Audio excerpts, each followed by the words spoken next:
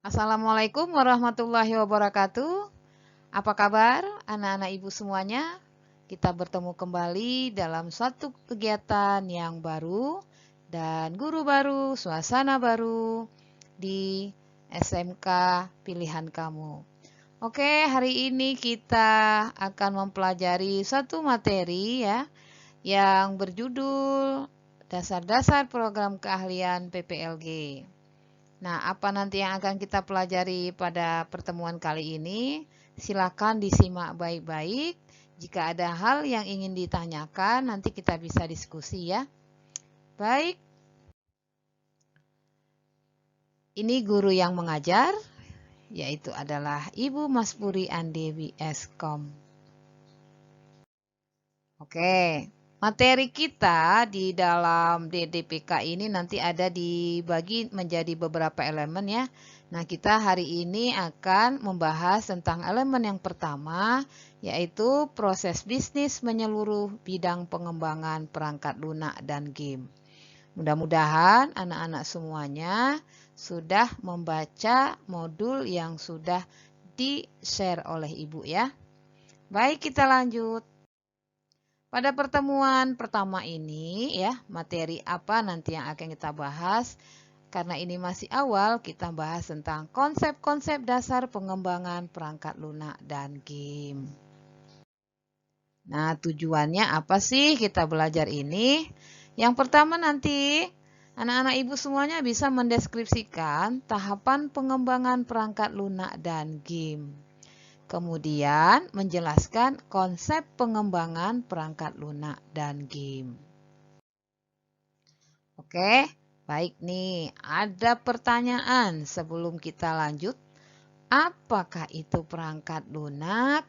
Nah, berkaitan dengan kompetensi keahlian atau konsentrasi keahlian yang anak-anak ibu semua pilih adalah RPL ya, rekayasa perangkat lunak. Apakah itu perangkat lunak? Mungkin sebagian sudah ada yang tahu ya. Oke, lanjutkan. Nah, ini ada beberapa pendapat dari ahli-ahli yang berkaitan dengan apa itu perangkat lunak. Jadi, pendapat pertama menyatakan perangkat lunak itu kumpulan instruksi atau program komputer. Nah, di situ ada sintaks, kode yang ditulis dalam bahasa pemrograman yang ketika dijalankan menyediakan fungsi dan performa yang diinginkan.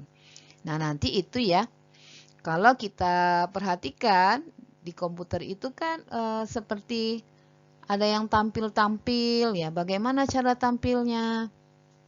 Nah, instruksi-instruksi yang kita berikan pada komputer itu tersusun nanti dalam kode-kode. Ya, kode-kode itu nanti dibuat dalam bahasa pemrograman. Dan itu tidak bisa dilihat ya, tidak bisa dilihat, tetapi tidak bisa dipegang, tetapi iya bisa dilihat gitu. Oke, nah nanti setiap instruksi itu akan melaksanakan satu kegiatan sesuai apa yang diperintahkan dalam kode-kode tersebut. Misalnya nih, kalau kita mau mengetikkan huruf A, ya kan, huruf A, lalu kita tekan tombol apa tuh? Tombol huruf A di keyboard. Lalu di layar muncul nanti huruf A. Nah, untuk memunculkan huruf A itu ada instruksi khusus ya. Ada instruksi khusus. Iya, berupa kode-kode program. Ya, kode-kode program ditulis dalam suatu bahasa pemrograman. Nah, nanti akan kita pelajari ya, apa-apa saja bahasa pemrograman itu. Kita lanjut. Pendapat kedua. Nah, kalau pendapat kedua ini hampir sama ya dengan pendapat pertama ya, sintaks dan kode. Jadi nanti kalau kita bicara perangkat lunak, dia itu kumpulan program. Terdiri dari instruksi-instruksi ya, prosedur-prosedur, fungsi-fungsi, modul-modul yang tersusun di dalam suatu bahasa pemrograman. Nanti setiap perangkat lunak itu punya tujuan dan fungsi tertentu ya. Lalu nanti bisa digunakan untuk apa saja yang akan digunakan. Misal ya perangkat lunak kita mau menggunakan pengolahan kata. Nah, nanti di sana disusunlah kode-kode yang berkaitan dengan kebutuhan saat pengolahan kata atau juga pengolahan angka. Nanti di sana juga tersusun kode-kode program yang saat kita memberi instruksi pada peralatan input komputer, nanti akan muncullah apa yang kita instruksikan sesuai dengan kebutuhannya. Begitu ya. Oke, lanjut. Lalu apa sih yang dimaksud dengan game? Ayo, siapa yang belum pernah main game? Ada yang belum pernah main game? Ayo, nggak apa-apa. Kalaupun belum pernah main game, kita akan coba nanti ya, main game. Main game yang edukasi ya, bernilai edukasi. Baik, kita lanjut. Apa yang maksud dengan game? Nah, menurut pendapat International Game Development Association atau IGDA, kalau game itu adalah suatu kegiatan dengan beberapa rules dan tujuan. Maksudnya apa sih rule itu? Rule itu aturan ya. Jadi setiap game itu punya aturan dan tujuan ya. Kegiatan itu dibuat untuk apa gitu. Aturannya ada enggak? Kegiatan itu dibuat tahapannya. Yang kalau yang pernah main game itu pasti tahu ya. Mungkin sebelum game dimulai nanti di sana aturan mainnya seperti ini, seperti ini, seperti ini, seperti ini. Kemudian tujuan akhir dari orang bermain game itu apa sih? Tujuan akhir dari game itu apa sih? Ada ya. Oke, mungkin mau menggolkan bola, misalnya main game bola ya. Nanti tujuan akhir dari game itu adalah bolanya masuk gawang, misalnya seperti itu. Oke? Itu satu informasi tentang game. Lalu ada apa lagi? Nah, kalau menurut nih ahli game ya, J. Huizinga.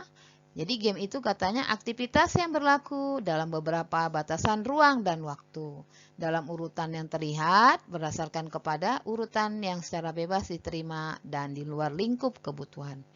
Nah, di sini katanya kalau game itu aktivitas yang membutuhkan waktu dan ruang. Misalnya apa? Kalau nanti ada yang biasa main game itu kan ada level 1, level 2. Mungkin kalau level 1 itu nanti ada beberapa menit sebelum pindah ke level 2 nanti ada kasih waktu. Ya, tenggang waktu gitu ya. Nah, ruang itu maksudnya tadi level atau apa ya? Step-stepnya seperti itu. Dan urutan permainannya juga akan terlihat. Jadi berdasarkan kepada urutan yang bisa diterima atau tidak. Terkadang kan kita bisa skip gitu ya. Permainan kita tidak mau, kita lanjut saja, mungkin ada ketahapan yang lain ya. Dan di luar lingkup kebutuhan ya biasanya begitu. Jadi supaya apa? Supaya kegiatan itu dapat berlangsung walaupun tidak di dalam satu kegiatan. Oke, gitu ya, lanjut ya.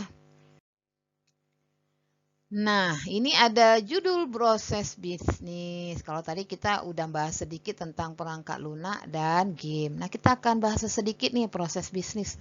Apa sih itu proses bisnis? Ya, seperti judul materi kita ya, proses bisnis. Ini ada ilustrasi, ya, ilustrasi seseorang yang akan berencana membeli seragam sekolah.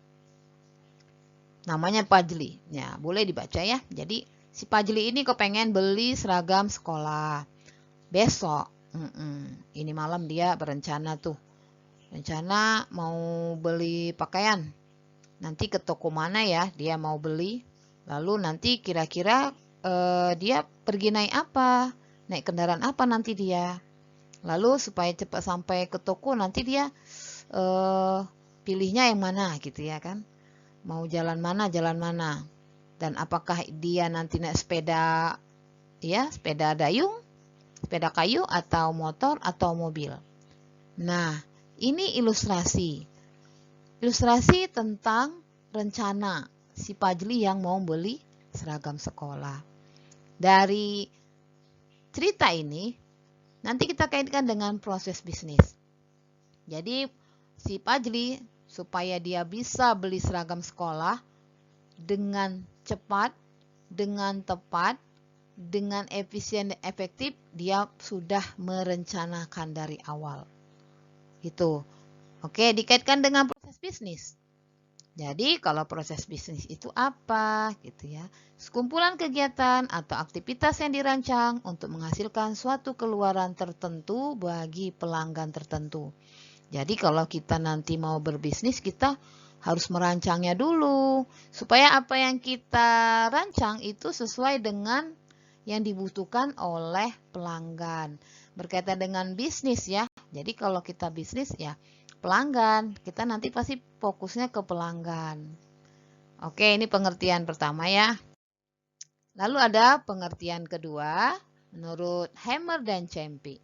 Jadi proses bisnis itu adalah sekumpulan kegiatan yang mengambil salah satu atau banyak masukan dan menciptakan sebuah keluaran yang berguna bagi pelanggan. Ingat, berkaitan dengan proses bisnis, kegiatan yang kita lakukan itu fokusnya ke pelanggan.